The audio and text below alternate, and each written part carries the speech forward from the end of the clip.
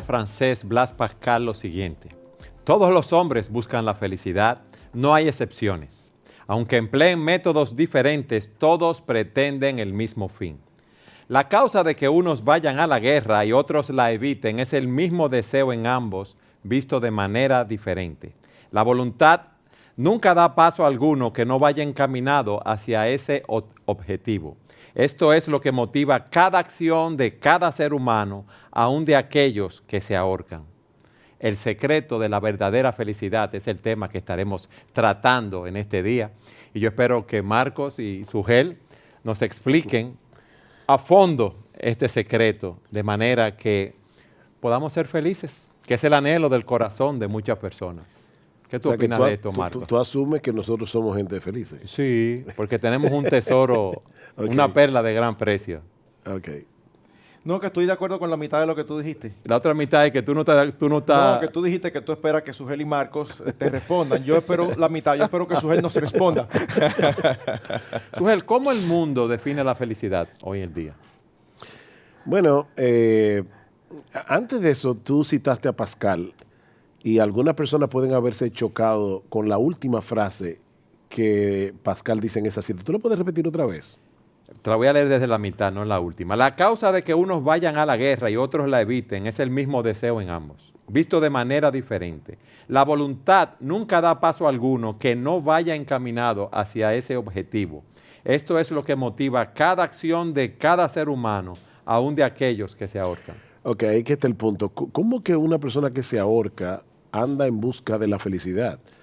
Lo que pasa es que cuando una persona llega a la trágica decisión del suicidio es porque cree que va a estar mejor muerto que vivo. Entonces, aunque la frase es chocante, yo creo que Pascal tiene razón. Todo lo que el hombre hace, lo hace motivado por el deseo de ser feliz. El problema es, y es la razón por la que hay un montón de gente frustrada en la vida, si tú no defines correctamente la felicidad, y por ende no estás usando los medios apropiados para conseguirla, tú vas a vivir frustrado porque estás persiguiendo o algo que es ilusorio o algo que en verdad no da la verdadera felicidad. Es como correr tras el viento, Sugel. Exactamente, como lo define el autor del libro de Eclesiastés. Es un correr tras el viento. ¿Y qué es la verdadera felicidad? Conforme al mundo, conforme como las personas lo ven, porque muchos pueden decir, bueno, la felicidad es tener una cuenta en el banco porque eso me da seguridad, o tener salud para yo poder comer lo que yo quiera, o tener una familia sin problemas ni inconvenientes. Hace unos años me cayó en las manos este libro y lo compré porque me llamó la atención. Tú viste lo profundo de lo que tú has dicho. Me cayó en la mano este libro porque lo compré. O sea, tú tenías la mano abierta y vino el libro y te cayó. Sí, es una expresión metafórica. Ok. Bueno, me cayó en las manos porque estaba buscando algo en Amazon y de repente vi el título y yo conocí al autor. Se llama La virtud perdida de la felicidad. Y uno de el primer capítulo es precisamente, lamentablemente el libro está en inglés, pero el primer capítulo es la confusión actual acerca de la felicidad. Y él dice, un diccionario definió recientemente la felicidad como un sentido de satisfacción placentera. Entonces, dice el autor, noten que la felicidad es identificada con un sentimiento, es un sentimiento de, y más específicamente, un sentimiento bien cercano al placer. Entonces, hoy día, el problema es que la felicidad no se define en términos del carácter de una persona. No se define en términos de obtener un carácter, sino de tener momentos felices, de tener momentos de placer. De experimentar placer. Exactamente. Y él cita un ejemplo interesante. Él dice que su hija, cuando estaba en el 8º grado de la escuela, ella estaba en un equipo de soccer. No sé si en América Latina se usa la palabra soccer, supongo que sí, de fútbol. Pues se dice Balompié, fútbol. Exacto. El asunto es que ellas estaban perdiendo el juego. Entonces, a la mitad del partido, el entrenador les dice a las chicas, no se preocupen de cómo esté el score, la anotación del partido. La razón por la cual nosotros jugamos soccer es para divertirnos. Así que traten de disfrutar la segunda mitad del partido y luego váyanse a casa felices, no importa cuál haya sido el resultado final. Entonces dice, al final de cuentas es, ¿quién ganó más? El que más se divirtió. Entonces él dice, No, la razón por la que yo quiero que mi hija juegue soccer en la escuela no es por esa razón. Es para que ella aprenda cómo ganar y cómo perder. Es para que ella sepa cómo cooperar con otros y trabajar en equipo. Es para que ella aprenda lo que es sacrificar por una meta a largo plazo, gratificaciones a corto plazo. O sea, la persona que dice, y muchas otras cosas más. O sea, Porque el entrenar requiere sacrificio. tú tienes que levantarte temprano, tienes que dejar de comer ciertas cosas, tú dices, no, tengo que irme temprano de este lugar en el que yo quisiera pasar más tiempo porque al otro día tengo entrenamiento. A la larga, ¿qué es lo que ellos como pareja querían con su hija? Forjar un carácter. Pero el entrenador lo que quería era que se divirtieran. Y ese es el concepto equivocado que el hombre tiene hoy de felicidad. Y repito, por esa razón es que hay tanta gente frustrada. Porque la mayoría de las veces, primero, cuando tú defines la felicidad en términos de diversión, la vida tiene muchas cosas que no son divertidas. Y en segundo lugar, la diversión es momentánea, tú disfrutas el momento. Yo me acuerdo cuando yo no era creyente y me gustaba ir a fiestas, como a todos los jóvenes adolescentes de mi edad, yo siempre llegaba a casa con un profundo sentido de frustración. Y yo lo recuerdo perfectamente como ahora. Yo decía, bueno, ya bailé, disfruté el momento y ahora ya estaba en mi casa solo, ya pasó. Y en ese sentido, Sugel, ¿tú piensas que la felicidad es una meta o un resultado? Esa es una muy buena pregunta. La felicidad es el resultado de seguir la meta correcta, pero eso lo veremos más adelante. El problema es que las personas definen felicidad en términos de obtener cosas que al final de cuentas son medios para lograr un fin. Por ejemplo, tener dinero. O sea, una tener bóveda fama. llena de dinero no te hace feliz. Bueno, una persona puede decir, lo que pasa es que el dinero me da me da seguridad. Entonces yo, si medio enfermo mañana, se enferma uno de mis hijos. Entonces fíjate que el dinero es un medio para lograr un fin. Y el hombre va detrás de muchas cosas que son medios, pero que no son el fin. Por eso, como tú decías, ¿no? La felicidad es el resultado de...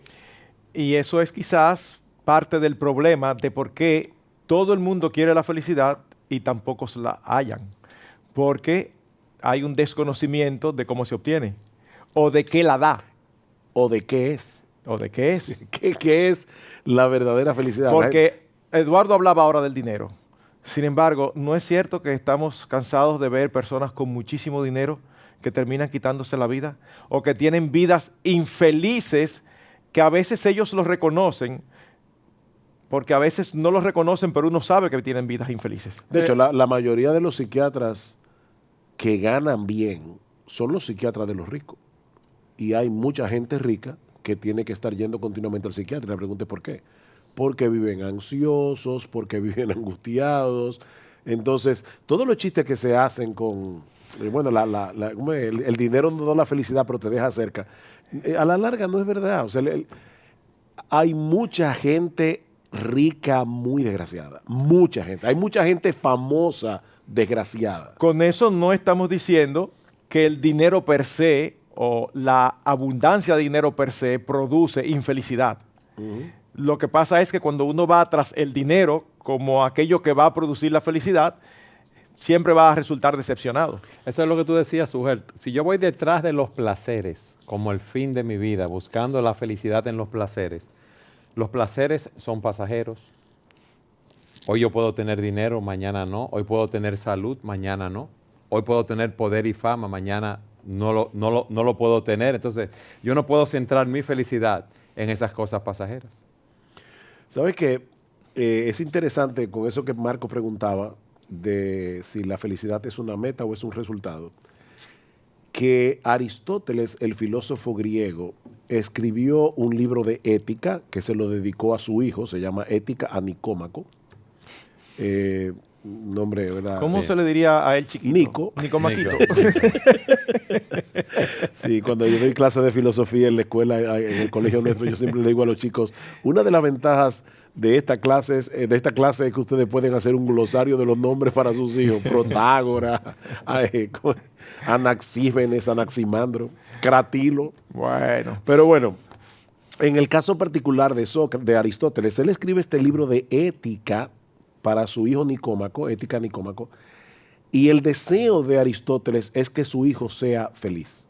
O sea, él escribe un libro de ética procurando la felicidad de su hijo. Y algo interesante en el libro de Aristóteles es que él no define la felicidad sino hasta el final del libro, porque él entiende que la felicidad no se puede definir en términos de momentos felices, sino de una vida vivida de cierta manera. Entonces él dice, solamente al final de la vida de un ser humano es que tú puedes determinar si ese hombre fue o no fue feliz. Decía Francis Schaeffer, y con mucha razón, que los griegos plantearon todas las preguntas correctas, pero lamentablemente no llegaron a las respuestas correctas. Porque vamos a ver más adelante que la forma como Aristóteles define la felicidad también es un problema. Sin embargo, yo creo que él dio en el clavo en el sentido de decir, primero él decía lo mismo que dice Blas Pascal, dice, la felicidad es lo que mueve al ser humano. La pregunta es cómo definimos la felicidad. Y él dice que la felicidad conlleva la idea de una vida verdaderamente buena. O sea, es la vida buena, no la buena vida, Pero la que da la felicidad. Cuando dice la vida buena, ¿a qué se refiere? ¿Una vida virtuosa, una vida moral? Ok, ahí es que viene el problema. Él define la vida buena en función de la virtud y no deja de ser interesante otra vez cómo él define la virtud, porque Aristóteles decía que la virtud es encontrarse en el justo medio. Por ejemplo, nosotros podemos decir, aquí está demasiado, justo medio y muy poco. Temeridad, un individuo temerario que arriesga su vida en deportes extremos. Él dice, eso es demasiado. Muy poco, la cobardía. Entonces, ¿dónde está el justo medio? Dice, en el coraje. Entonces, él define la virtud como el individuo que tiene el coraje de perseguir lo que él entiende que debe perseguir y no atemorizarse. O, por ejemplo, él dice, en cuanto al dinero, ¿qué sería demasiado? Ser un derrochador. ¿Qué sería muy poco? Ser un tacaño. ¿Cuál es el justo medio? Ser dadivoso. Entonces, él define todo el tiempo la virtud en función del justo medio y él dice, el hombre que alcanza ese justo medio va a ser un hombre feliz. ¿Y si no lo alcanza? Va a ser un desgraciado. Y piénsalo, o sea, en eso él tenía algo de razón. Un hombre tacaño, un hombre cobarde, o un hombre temerario, o un hombre derrochador, al final de cuentas va a tener una vida desgraciada. Sí o no, depende de su ver, porque una persona puede ser temerario en los negocios e irle bien y puede ser arriesgado, como hay muchos en la bolsa de valores y eso, que son temerarios empiezan empresas arriesgadas y les va bien. Pero otra vez, le va bien en el sentido de que ganan dinero. Sí. Pero Aristóteles te diría, sí, es que ganar dinero no es lo que define, porque el problema del temerario es que no tiene un carácter apropiado. Para Aristóteles, la felicidad depende del carácter que tú logres desarrollar y ser un temerario, aunque te vaya bien en el sentido en que el mundo determina la palabra bien, al final de cuentas él te diría, no, ese individuo vivió una mala vida. Ahora, en ese sentido, lo que dice Sugel, estoy totalmente de acuerdo de que él da en el punto. Lo único que se queda corto porque no tiene la escritura. Pero él identifica la felicidad con carácter, no con circunstancias. Y cuando nosotros hablamos cotidianamente, espontáneamente, familiarmente con las personas, siempre que se habla de felicidad está íntimamente asociada a que se den ciertas circunstancias particulares, en lugar de estar asociada con ciertos aspectos de carácter o de personalidad. Sí. Mira, perdón. Permíteme perdón. buscar la definición de felicidad en el diccionario de la lengua española para que lo comparemos con eso. Estado de ánimo de la persona que se siente plenamente satisfecha por gozar de lo que desea o por disfrutar de algo bueno. Otra vez, fíjate todas las palabras que se usan allí, disfrutar, plenamente satisfecho, por gozar lo que desea. Por gozar lo que desea. Eso no tiene que ver con carácter, de algo eso tiene que ver con situaciones particulares que se den conforme al deseo que tiene. Entonces, la verdad, ¿quién vive así las 24 horas del día? No, tú no vives así. Tú puedes lograr momentos felices, pero es lo que te diría Aristóteles, momentos felices no dan la felicidad. Porque de hecho, de vuelta otra vez al ejemplo que yo daba hace un rato de las fiestas, cuando tú terminas ese momento feliz, tú sueles sentirte deprimido o con una tendencia a la depresión. Es como estar como en alta y de repente el momento feliz se desvanece y tú vuelves al estado normal. Pero el problema es que tú no vuelves a un nivel, sino que generalmente tú quieres seguir disfrutando de esa adrenalina de felicidad y por lo tanto te sientes abatido y deprimido porque no la tienes. Nadie puede vivir aquí todo el tiempo. Entonces, por eso es que Aristóteles decía, no, es que la felicidad, la verdadera felicidad no tiene que ver con momentos de placer. De hecho, él define las virtudes como morales e intelectuales. Él dice, las morales se adquieren por el hábito, las intelectuales a través de la enseñanza, a través de la instrucción. Pero cuando tú haces y repites una acción buena, tú vas creando un hábito que a su vez va creando un carácter. Y en eso de nuevo él tiene razón. Pero vamos a ver más adelante en este mismo programa que la felicidad tampoco se define exactamente en el sentido en que Aristóteles lo veía. A Aristóteles le faltaba la palabra de Dios para llegar a dar en el clavo. Pero en muchas cosas que él estaba señalando, él tenía razón, por la gracia común de Dios. Esta frase, Sugel, la felicidad es un bien en sí mismo y no simplemente un medio para alcanzar un fin más alto. Es exactamente, es que la felicidad, cuando tú alcanzas la verdadera felicidad, no es para lograr otra cosa más, sino que ya tú llegaste a donde ibas a llegar. No es un fin en sí mismo, la verdadera felicidad, definida de una manera correcta. Ya yo me imagino algunas personas que nos están viendo en televisión, pero acaben de definirlo, ¿no? Porque queremos que tú sigas viendo el programa hasta casi el final. Y te vamos a decir en qué consiste la verdadera felicidad. Pero la verdadera felicidad no consiste en las cosas que la gente define. Yo te voy a dar un ejemplo. O sea, no consiste en las circunstancias externas, no consiste en la satisfacción de mis placeres. Hay mis personas que te deseos. dicen, mi satisfacción es tener una familia estable. Y mire, bueno, quiere el Señor que todo el mundo tenga una familia estable. Ahora te digo algo, yo quiero Vamos que tú a ver expliques eso. eso. Vamos a la pausa. Siga con nosotros en su programa Entendiendo los Tiempos.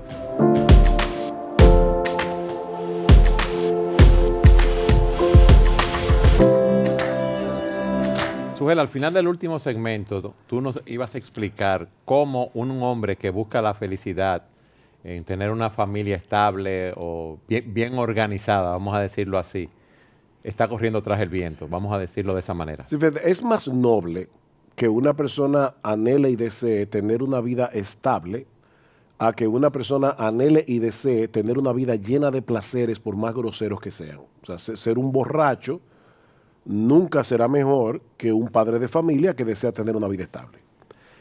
Habiendo aclarado eso, cuando tú haces de la estabilidad de tu familia tu felicidad, tú estás corriendo un riesgo muy alto de ser un desgraciado, porque las familias viven circunstancias que no son como nosotros las planificamos. Tú puedes Hay accidentes, hay enfermedades, hay hijos rebeldes. Hay hijos rebeldes, hay muertes, hay un montón de cosas que impactan la vida familiar. La vida familiar en sí misma tiene sus dificultades, tiene sus problemas. Aunque es delicioso estar en la familia, tener una familia, disfrutar de la familia, pero nadie puede creer, un soltero, por ejemplo, que piensa, o una soltera, cuando yo tenga mi casa, mi familia, yo voy a ser feliz. No, eso no es verdad. El matrimonio mismo te va a traer dificultades que vienen con el paquete del matrimonio. Entonces, tú no puedes hacer de la felicidad nada circunstancial. De nuevo volvemos a Aristóteles. Él te diría, es que tiene que ver con un carácter. El carácter tiene que ver con tu persona, con lo que tú desarrollas, no con lo que tú tienes ni con lo que tú disfrutas externamente. El gran problema en el día de hoy, y sobre todo al final de la segunda mitad del siglo XX hacia acá, hubo un cambio dramático en la sociedad occidental. Fíjate que antes una persona decía, el matrimonio es importante, así que yo voy a luchar por él. Hoy la persona dice, no, si ya comienza a traerme problemas, termino ahí mismo. Sí, me divorcio y salgo de eso. Exacto. Hay una...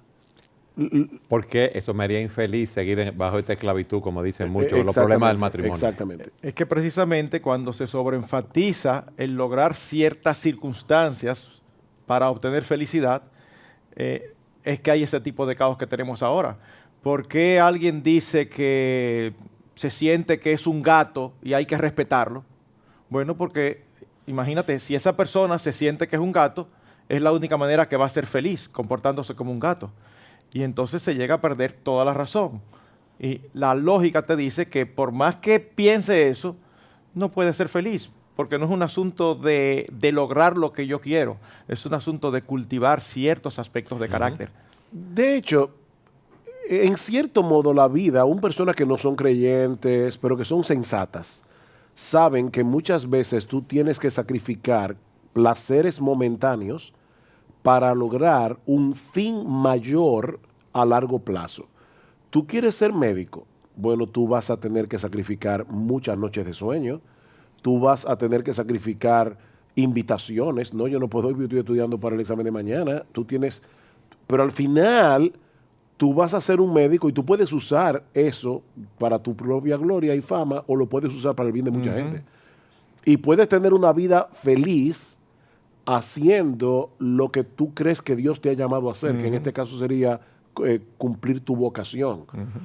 Yo soy feliz haciendo lo que yo hago como pastor y predicador. Yo amo mi trabajo, pero exige sacrificio y esfuerzo tú pasarte horas en la semana estudiando un texto bíblico para luego poder hacer un mensaje o estar trabajando con los problemas de la gente. No siempre yo salgo de mi oficina alegre, no, porque a veces estoy tratando casos de vidas destruidas, de vidas destrozadas que me impactan mi corazón.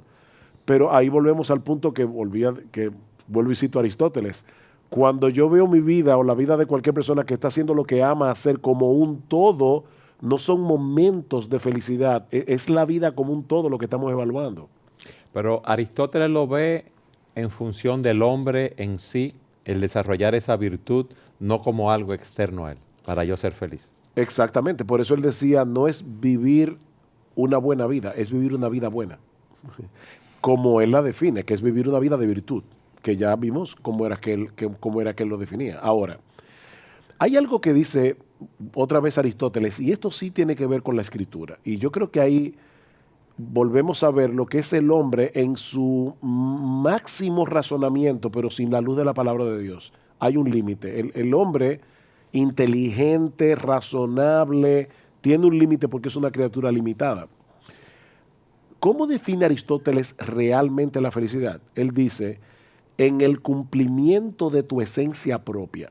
O sea, él dice, el ser humano fue creado no para vivir como un gato o para vivir como un puerco, disfrutando del chiquero, sino el ser humano fue, dice Aristóteles, creado para razonar.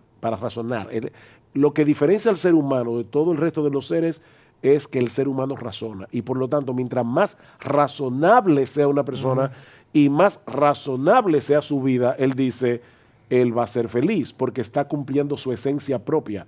Otro filósofo más contemporáneo, Stuart Mill, él decía, es mejor ser un Sócrates insatisfecho que un puerco satisfecho. Y eso es fuerte, pero lo que él está diciendo es real. Ahora bien, ¿cómo lo ve eso la Escritura? Y aquí nos estamos acercando a la verdadera definición de felicidad. Sí, porque, de la felicidad. Porque alguien puede estar mirando el programa y decir, pero ¿por qué están insistiendo tanto en Aristóteles si es un programa donde se supone que está en la Biblia? Bueno, es contrastando precisamente el concepto de felicidad, aún de aquellos que están bastante cerca, pero que no tienen la Escritura, al concepto de felicidad bíblico. Con eso le estamos diciendo, si tú vas por ese camino, por ahí no es. Exactamente. Exactamente, porque así como hay mucha gente rica y famosa desgraciada, hay mucha gente inteligente y desgraciada. Así es. De paso, mucha de la gente que no tiene a Dios y que logran cultivar su razón, usualmente son personas muy cínicas, porque se dan cuenta que muchos de los jugueticos que entretienen a la gente que no piensan mucho, no los entretienen a ellos, y por eso son gente desgraciadas, son gente amargada, son gente cínica. Entonces tampoco está en el ser del todo razonable, aunque sí es importante ser razonable, pero la verdadera felicidad está en lo que Aristóteles definió, pero no logró llegar al punto donde iba. La esencia. La esencia La propia. esencia. Tenemos entonces que preguntarnos, ¿para qué fue creado el hombre? Porque si tú logras aquello para lo cual tú fuiste creado, es verdad que tú vas a ser feliz, y eso no lo dijo Aristóteles, eso lo dice la Biblia. Tú vas a ser feliz siendo lo que tú deberías ser. No, y lo primero que tú has establecido con eso es que el hombre es un ser creado, no evolucionó.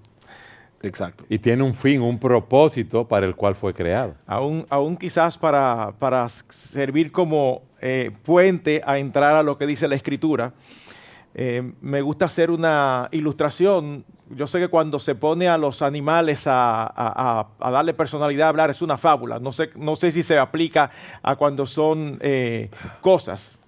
Pero supongamos que le damos personalidad a un serrucho y a un martillo. Sí. ¿Tú puedes cortar una tabla con un martillo? Tú puedes. Mal cortada, Exacto. pero tarde o temprano tú puedes. Y tú puedes clavar un clavo con un serrucho, Pudiera posiblemente con el mango. Ahora, si los serruchos tuvieran personalidad, ¿estarían ellos felices haciendo eso? No, porque de hecho a la larga vas a dañar el martillo y la madera, o vas a dañar al clavo y al serrucho. Exactamente. Y el punto fundamental es que se están utilizando para algo para lo que no fueron creados. Es así. Así que es imposible encontrar la felicidad fuera de la esencia o el propósito para el que nosotros fuimos creados. Y gracias a Dios que Él dice para qué fuimos creados en la Escritura. Ahora, yo tengo una pregunta que iría antes de eso. ¿Hay un ser que sea totalmente feliz en el universo? Dios. Nosotros vivimos en un mundo caído. Porque si Dios no es feliz en sí mismo, nosotros no podemos ser felices. De hecho, en Él. la Biblia le llama a Dios el único bienaventurado. Y bienaventurado significa Sí. precisamente feliz. Feliz. Dios es un ser feliz. Y Él creó el mundo para que los hombres disfrutaran de su felicidad, de la felicidad de conocerle a Él. Porque Él es lo más grande que Él tiene. O sea, Dios no tiene nada más grande que darnos que Él mismo. Ni tiene nada más grande ni más hermoso que mostrarnos que Él mismo. Y por lo tanto, cuando Dios crea al hombre y dice la Biblia que lo crea para su gloria, no es porque Dios es un ser narcisista que está esperando que crea un montón de personas para que lo alaben. Decía, creo que era Brad Pitt, ¿cómo yo puedo creer en un Dios que crea un montón de personas, un Dios narcisista que crea a un grupo de personas para que lo adoren? Brad Pitt estaba equivocado, porque si yo lo veo de esta manera, ¿y qué si Dios en su justicia y en su sabiduría sabe que no hay nadie ni nada más glorioso que Él, y en su bondad quiere compartir con el hombre la felicidad que Él experimenta en ser quien Él es? Entonces, aquí no tenemos a un ser narcisista, sino a un ser sabio y bueno. Es así. Él es el mayor bien del universo. Exactamente. Fíjate, el apóstol Pablo responde esa pregunta, ¿verdad? ¿Para qué fuimos creados? En Romanos capítulo 11, versículo 36, él dice, porque de Él y por Él y para Él son todas las cosas. O sea, todas las cosas son de Él es la fuente, por Él, o sea, Él fue que las hizo, para Él fueron creadas en última instancia para algo que tiene que ver con Dios, no con la criatura.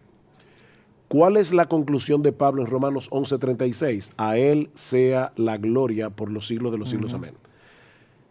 Hace muchos años atrás, hace casi 500 años atrás, un grupo de teólogos se reunieron en la abadía de Westminster, hicieron un catecismo, el catecismo menor de Westminster, cuya primera pregunta es, ¿cuál es el fin último del hombre? El fin último, no el que es un medio para lograr un fin, sino el fin último. Ellos dicen, el fin último del hombre es, basado en la Escritura, glorificar a Dios y gozar de Él por siempre. Alguien decía que tal vez hubiera sido mejor poner, glorificar a Dios al gozar de Él por siempre. O disfrutando de Él por siempre. Para que no parezca que son dos cosas diferentes. Porque tú decías al principio del programa, ¿es la felicidad una meta o es un resultado? Bueno, lo que los teólogos de Westminster están diciendo es, porque nosotros fuimos creados para glorificar a Dios, es en el hecho de glorificar a Dios que yo voy a gozar de Él por siempre, y mi vida en un sentido general va a ser una vida feliz, aunque tenga momentos de tristeza, momentos de dolor, desgracias. O sea, la vida es un tapiz que tiene muchos colores. Pero al final de cuentas, cuando nosotros podamos ver el tapiz completo, vamos a ver que los tonos claros y los tonos oscuros, todos ellos van a ser un hermoso tapiz. Pero yo no lo estoy viendo todavía. Yo veo solamente pedazos del tapiz. Pero el tapiz del cual nosotros somos parte va a ser un tapiz hermosísimo y nuestra vida va a ser feliz siendo nosotros aquello para lo cual fuimos creados para ser. Para desear Que es a Dios, glorificarlo, disfrutar de Él para siempre. Este texto que dice, me darás a conocer la senda de la vida, en tu presencia hay plenitud de gozo, en tu diestra deleites para siempre. Voy a poner un ejemplo que yo creo que aún las personas que nos están viendo que no son cristianas probablemente van a estar de acuerdo con nosotros. ¿Alguna vez tú has conocido a un egoísta y orgulloso consumado? Porque todos tenemos egoísmo y orgullo. Pero yo me refiero a una persona que viva, como decía un amigo mío, yo no lo niego, yo vivo para mí, para mí y para mí. Okay. Que sea muy evidente. Exacto. ¿Tú has conocido a un orgulloso consumado y a un egoísta consumado que sea feliz? ¿No? No. No, porque el hombre no fue creado para vivir para sí mismo. Vivir para uno mismo es claustrofóbico. Nosotros necesitamos, una razón trascendente por la cual vivir. Cuando digo trascendente es algo que está muy por encima Más allá de nosotros. Por eso solamente Dios es la plenitud de nuestro gozo. Solamente a su diestra hay deleite para siempre. Por eso el salmista dice también, pon tu delicia en el Señor y Él te dará las peticiones de tu corazón. Un egoísta está viviendo contrario al diseño de Dios para él. Y el mundo está lleno de personas egoístas, como dice la Escritura, amadores de sí mismos, que es lo que caracteriza, ¿verdad?, a este siglo, a esta generación. ¿Y qué pasa? Por eso que vivimos en el caos, Ugel, porque cada quien quiere satisfacerse él, buscar lo suyo y no lo del otro. Vamos a suponer que una persona dice, ok, mi vida es para la gloria de Dios y estoy pasando por un tiempo difícil. No todo en la vida es felicidad. Este es un mundo caído, lleno de pecado, donde muchas cosas salen mal, donde muchos de los planes que nosotros hacemos no salen como nosotros queríamos que salieran. Pero yo quiero que las personas puedan ver a través de mí el carácter hermoso de Dios en cómo yo enfrento las dificultades. Yo puedo ser capaz de tener contentamiento y aún felicidad en medio del dolor. No porque yo sea masoquista y me guste sufrir. No, a mí no me gusta sufrir. Y de hecho, debo aclarar algo. El placer en sí mismo no es algo malo.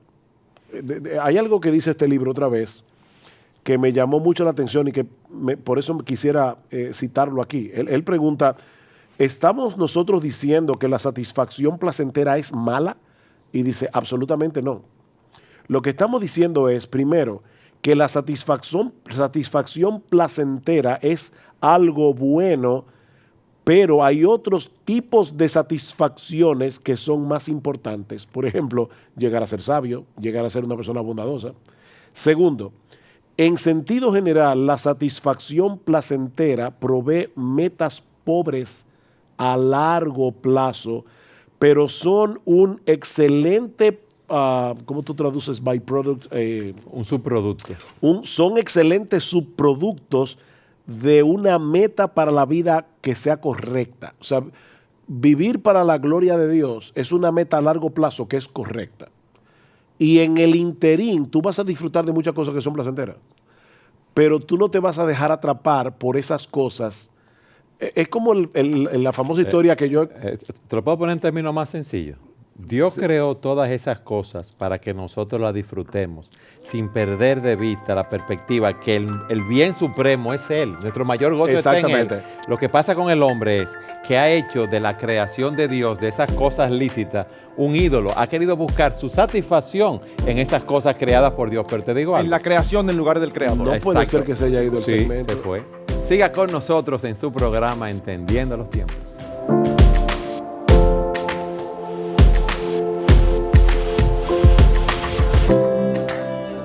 Sugel, explícanos cómo el hombre quiere buscar su felicidad, su gozo, su satisfacción en las cosas creadas y no en el creador y lo que eso genera en el hombre. Ok, fíjate lo que dice Pablo en 1 Timoteo capítulo 6. Dice, a los ricos de este siglo, mándales que no sean altivos, que no pongan su esperanza en las riquezas, las cuales son inciertas, sino en el Dios vivo que nos da todas las cosas en abundancia para que las disfrutemos. Yo te voy a decir honestamente, hay muchas cosas en la vida que yo disfruto. y que disfruto mucho. Es que Dios nos creó a nosotros, oye Sí. bien, con ese deseo de Con felicidad y creó esas cosas para que las disfrutemos. No, y aún con la capacidad de sentir placer y de experimentar placer. O sea, hay cosas que a mí me dan mucho placer y yo las disfruto. Habían dos muchachas, antes de que se inventara el internet, cuyos novios se fueron a vivir al extranjero. Yo viví esa experiencia cuando estaba estudiando fuera de aquí hace muchos años, cuando yo tenía 18 años. Resulta que las cartas llegaban cada 15 días. Así que estas dos muchachas, cuando llegaba el día 15 del mes, ellas estaban muy ansiosas esperando al cartero. Una de ellas porque estaba esperando carta del novio. La otra porque de tanto ir el cartero a la casa, terminó enamorándose del cartero. Okay. Entonces, fíjate, ¿cuál es el problema del hombre?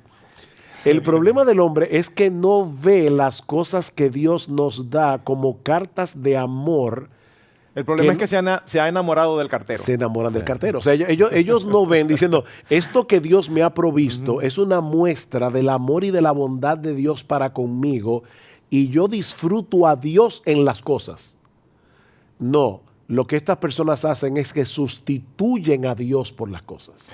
Y eso es lo que se llama idolatría. Se enamoraron del cartero y van a terminar viviendo vidas desgraciadas. Mira cómo Pablo compara cuando dice que a los ricos que no pongan su esperanza en las riquezas, las cuales son inciertas. ¿Tú sabes cuántas personas se quitaron la vida en la famosa Gran Depresión? La Gran Depresión del 27. Se tiraban de los... ¿Por qué? ¿Del 27 al 29? 29. ¿Por qué? O porque ese era su Dios. Su vida ya no tenía ningún sentido porque perdieron el dinero. Por eso es que Pablo dice, unos versículos antes, dice que la raíz de todos los males es el amor al dinero. Codiciando los cuales fueron muchos traspasados de muchos dolores. Sí, se apartaron de la fe y fueron traspasados de muchos dolores.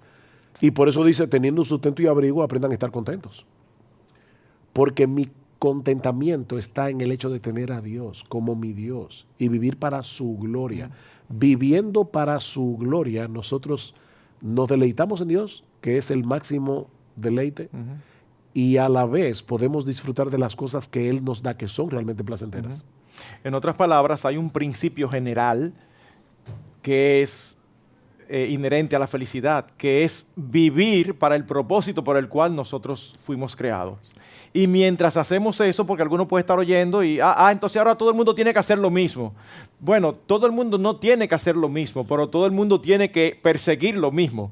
Vivir para aquello que fue creado para la gloria de Dios. Tú encuentras deleite en la música, tú encuentras deleite en la lectura, yo encuentro deleite en el deporte, pero los tres lo hacemos con la conciencia que nuestro llamado no es encontrar deleite en esas cosas per se, que nuestro llamado es encontrar el deleite en cumplir el propósito de glorificar a Dios en nuestras vidas. Eso por un lado. Y por el otro, tú dijiste algo que quiero enfatizarlo un poquito, porque para la mayoría de las personas la felicidad está íntimamente ligada a las circunstancias. Y aunque lo habíamos mencionado ahorita, quiero ser un poquito más específico ahora. Cuando nosotros vemos vez tras vez, y la Escritura usa más que el término felicidad, deleite, alegría, gozo, es impresionante cómo los que conocen al Señor pueden ser felices, pueden tener gozo, pueden tener alegría, aún en las más difíciles circunstancias. Y hay muchísimos textos que pudiéramos mencionar. Permítame mencionar solamente el texto en el libro de Habacuc, capítulo 3, donde el profeta se le ha revelado por parte de Dios que Dios va a mandar a un pueblo sanguinario a ser instrumento de juicio para ellos, a los caldeos. Y él se encuentra escandalizado. Sin embargo, cuando él entiende que eso está dentro de los propósitos de Dios, él termina hablando de algo que es una porción muy hermosa. Dice el profeta, aunque la higuera no eche brotes, ni haya fruto en las viñas, aunque falte el producto del olivo y los campos no produzcan alimento, aunque falten las ovejas del aprisco y no haya vacas en los establos, con todo yo me alegraré en el Señor, me regocijaré en el Dios de mi salvación. El Señor Dios es mi fortaleza, Él ha hecho mis pies como los de las ciervas y por las alturas me hace caminar. En otras palabras, todas las cosas se me pueden dar contrario a lo que yo esperaba. Y como yo no tengo puesta mi felicidad en que las cosas sean como yo quiero, yo como quiera puedo permanecer siendo feliz y gozoso, porque en medio de eso encuentro mi felicidad en mi relación con Dios. Él es que me fortalece, Él es que me sostiene, aún en las circunstancias más difíciles. Porque Él puso las cosas en una correcta perspectiva. El olivo, los campos, el ganado, Él lo vio como dones, como regalos de Dios. Y aunque eso faltare, eso no determinaba su felicidad, porque su gozo, su felicidad, su contentamiento, si podemos utilizar todas esas palabras como sinónimo, estaba en Dios y, como él dice aquí, en el Dios de su salvación. No eran sus metas. Por eso Pablo decía, yo he aprendido a contentarme cualquiera que sea mi situación. Fíjate, él está diciendo, no son las circunstancias las que determinan mi felicidad o mi infelicidad. Si son las circunstancias de tu vida las que determinan eso, tú estás en problemas porque tú no controlas las situaciones que llegan a tu vida. Y lo que él continúa diciendo, sé vivir en pobreza, sé vivir en prosperidad. Pero al mismo tiempo, en ese versículo Pablo dice algo también muy importante. Él dice, he aprendido. Eso significa que no es natural para el hombre, ni para el inconverso, ni para el cristiano. Lo que pasa es que el cristiano aprende a pensar bien conforme a lo que Dios ha revelado y entonces hace los ajustes. Porque de manera natural, nosotros somos egocéntricos y queremos que las cosas funcionen como nosotros queremos para sentirnos bien. Tú has dicho algo extremadamente importante y que no podemos dejar de decir antes de terminar este programa. Y es lo siguiente. Ningún ser humano nace naturalmente ni capacitado ni deseando glorificar a Dios. Nosotros decíamos, tú eres feliz cuando logras hacer con tu vida aquello para lo cual tú fuiste creado. Y tú fuiste creado para algo más trascendente que tú. Glorificar a Dios y gozar de Él por siempre. Pero es que el hombre nace en pecado. Y la esencia del pecado es vivir para mi gloria, tratar de buscar mi satisfacción en lo mío, en mis circunstancias, y por lo tanto no disfrutar a Dios. De hecho, en la mente del ser humano natural, mientras más lejos yo esté de Dios, mejor. Porque Dios es un matagozo cósmico. O sea, Él está en el cielo. Es un estorbo para cumplir aquellas cosas que yo entiendo que me van a dar felicidad. Entonces, es un obstáculo, mi felicidad. A menos que yo no sea salvado de esa vida en la que yo nací, yo no voy a poder encontrar la verdadera felicidad que a su vez se encuentra en poder cumplir el propósito de mi existencia. Yo necesito el Evangelio. O sea, la razón por la que Cristo vino al mundo es para rescatar personas que estaban perdidas. Ese concepto es interesante. Cristo dijo, yo he venido a salvar lo que se había perdido. Y uno pregunta, ¿qué significa eso de perdido? Tú tienes una llave, se te perdió la llave de tu casa. Esa llave todavía puede abrir la puerta de tu casa, pero a ti no te sirve para nada porque está perdida. Hasta que tú no la encuentres, esa llave tú no vas a poder utilizarla para aquello para lo cual fue creada.